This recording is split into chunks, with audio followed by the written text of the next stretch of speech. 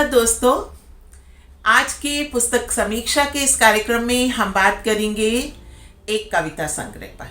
कविता संग्रह का नाम है पुनर्नवा और कवयित्री हैं जानी मानी डॉक्टर मंजू गुप्ता। डॉक्टर मंजू गुप्ता को हम फूलों की कवयित्री के नाम से जानते हैं। उन्होंने प्रकृति के बारे में ढेरों कविताएं लिखी हैं और फूलों की घाटी कविता उनकी प्रसिद्ध कविता है, जिसमें उन्होंने जीवन से जुड़ी उन कविताओं को स्थान दिया है इस कविता संग्रह में, जो व्यक्ति को बार बार आगे बढ़ने की प्रेरणा देती है। दोस्तों, पुनर्नवा में डॉक्टर मंजू गुप्ता ने यूं तो ढेरों रंग समेटे हैं। जीवन के बहुत से रंग इस पुस्तक में, इस कविता संग्रह में हमें मिलते हैं, पर जीवन की एक नई परिभाषा उन्होंने इसमें दी है कि किस प्रकार से जीवन चलता है, रुकता है, विस्तार लेता है और अपने अंतिम छोर तक पहुंचते पहुंचते बहुत सारे रंगों से हमको जोड़ता है। मैं स्वयं को भी प्रकृति से जुड़ा हुआ पाती हूँ और मैंने पाया कि प्रकृति में पुनर्नवा नाम का एक पौधा है जो जीवन में एक नया रक्त संचार करता है, एक नए प्रकार की ऊर्जा देता है। और डॉक्टर मंजू गुप्ता की कविताओं से हमें वो ऊर्जा प्राप्त होती है, वो एक औषधि का काम करती है। इसके लिए मैं कवयित्री को बधाई देती हूँ। डॉक्टर मंजू गुप्ता को हम फूलों की कवयित्री के नाम से जानते हैं। उन्होंने एक पूरी पुस्तक फूलों पर लिखी है और वो प्रकृति से बहुत जुड़ी हुई है। इस पुस्तक में उन्होंने जीवन की व्याख्या की है कि किस प्रकार से जीवन में हम रुकते हैं, बढ़ते हैं और बार बार उन क्षणों को जीते हैं जो हमने पूर्व में जिए हैं। कविताओं की बात करें तो कविताओं में एक खास तरह की खनक, एक खास तरह की ईमानदारी देखने को मिलती है, जो किसी भी कवि की कविता की पहली शर्त होनी चाहिए।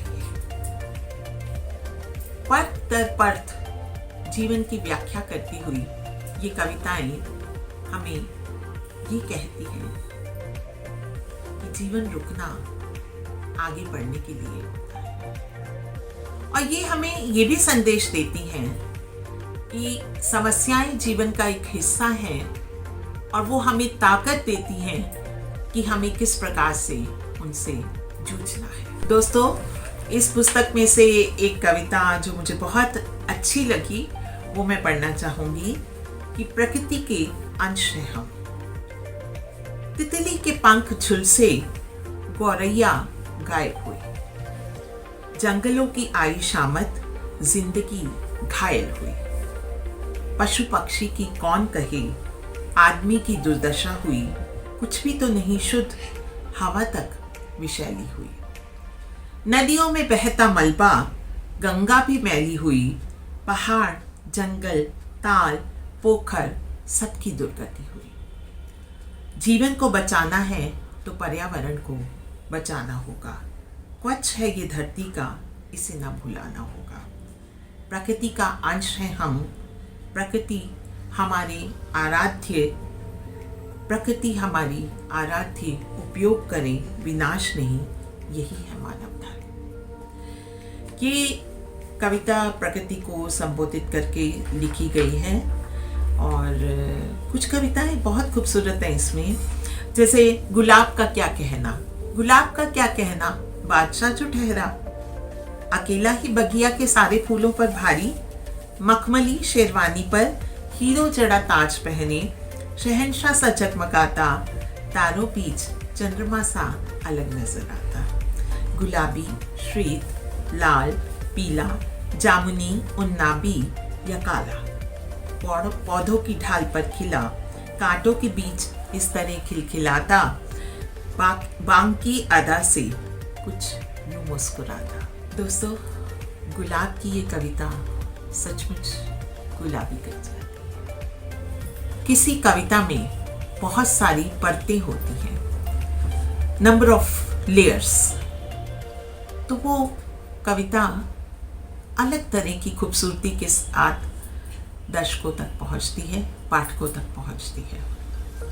डॉक्टर मंजू गुप्ता की बहुत सारी कविताएं ऐसी हैं, लेकिन कुछ कविताएं ऐसी हैं जो सीधे तौर पर लिखी गई हैं। तो मेरा कवयित्री से ये कहना है कि वो अपनी कविताओं की सुंदरता को यूं ही बनाए रखे। ये कविता संग्रह अपने आप में बहुत खूबसूरत बन पड़ा है और ये पेपर बैग संस्करण में है। पेपर बैग संस्करण में छपा ये कविता संग्रह डॉक्टर मंजू गुप्ता का बहुत ही खूबसूरत संग्रह है। ये पुस्तक कोविड-19 के दौरान लिखा गया एक दस्तावेज ही है। तो मैं चाहूँगी कि आप इसे अवश्य पढ़ें और सीधे कवयित्री से संपर्क साधकर इस पुस्तक को प्राप्त करें। आज के लिए बस इतना ही। फिर मिलते हैं एक नई पुस्तक के साथ, एक नई किताब के साथ, नई समीक्षा के साथ। तब तक नमस्कार।